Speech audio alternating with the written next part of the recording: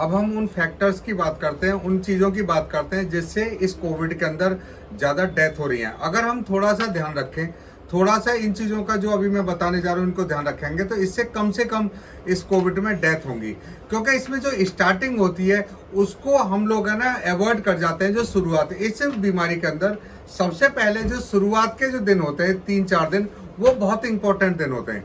शुरू में जो एक बार जो दस्त लगता है किसी को, और दस्त को हम जो पहली बार जैसे आज दस्त लगा और हम 1 या 2 दिन बाद जब डॉक्टर के पास जाएंगे तो जो पहला सिम्टम्स होता है, जो सडन दस्त लगना, हल्का सा फीवर होना, बदन दर्द होना, इसको अगर हम अवॉइड कर जाएंगे तो क्लिनिकली डायग्नोसिस नहीं बन पाता जल्दी।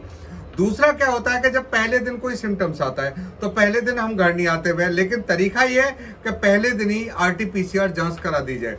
अगर पहले दिन RT-PCR जांच होती है तो तीसरे दिन से निमोनिया स्टार्ट होता है, तीसरे दिन में हम निमोनिया से पेशेंट को बचा सकते हैं। लेकिन नॉर्मली क्या होता है कि जब कोई पेशेंट 3 दिन जब बुखार में हो जाए या 2 दिन बुखार हो जाते हैं तो उसके बाद जब वो डॉक्टर के पास आता है और डॉक्टर RT-PCR चेक कराता है और वो दूसरे दिन रिपोर्ट आती है तो उस बीच में वो निमोनिया के अंदर पेशेंट यहाँ आने लगता है। और जब निमोनिया स्टार्ट हो जाता है तो खून की नस के अंदर जमाव होने लगता है, खून का क्लॉट जमने शुरू हो जाते हैं निमोनिया में, सूजन के अंदर।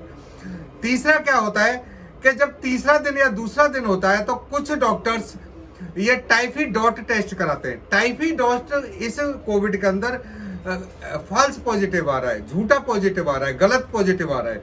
और जब टाइफी डॉट पॉजिटिव आता है तो डॉक्टर क्या समझते हैं कि उसके अंदर है ना ये टाइफाइड ना हो और टाइफाइड का ट्रीटमेंट देने लगते हैं। जब 3-4-5 दिन एंटीबायोटिक और दवाइयां चलती हैं तो 4-5 दिन के अंदर वो निमोनिया इतना बढ़ चुका होता है कि टाइफाइड तो ठीक हो जाता है लेकिन पेशेंट आईसीयू के अंदर चला जाता है, वो वेंटिलेटर पे चला जाता है।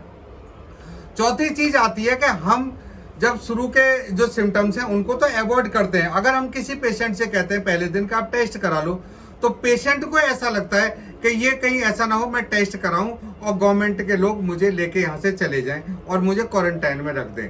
देखो होम क्वारंटाइन भी है, आप अपने घर पे भी रह सकते हैं। और एक अच्छा डॉक्टर जब ट्रीटमेंट दे रहा होता है तो नॉर्मली डॉक्टर क्या करते हैं, डायग्नोसिस, पहले वो डायग्नोसिस करेंगे कि इसे कोविड तो नहीं है और उसके बाद इलाज शुरू करेंगे।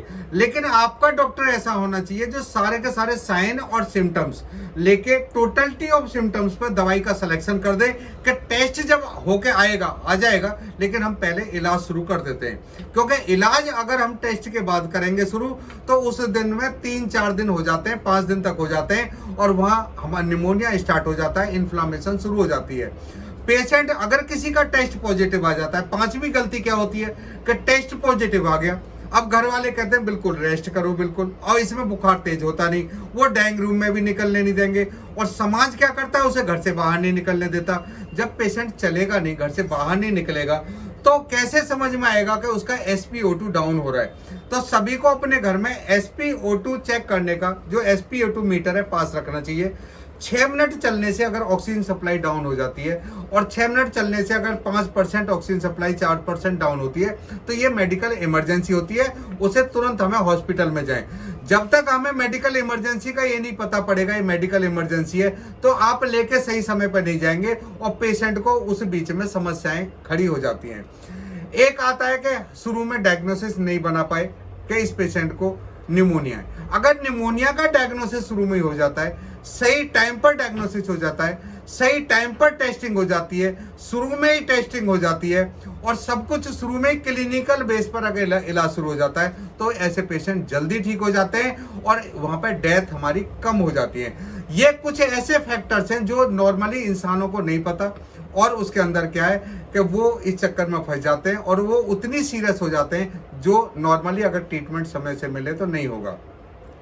फिर आता है एंड में 7वां कि हम RT-PCR, जो RT-PCR कराते हैं इसके अंदर क्वांटिटेटिव कितना है, एक उसकी CT वैल्यू क्या है।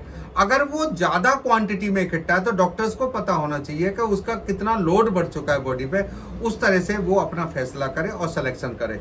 देखो स्टार्टिंग में आजकल देखा होगा, कुछ सुना होगा, बड़े बड़े लीडर्स को भी है ना कोविड हुआ है।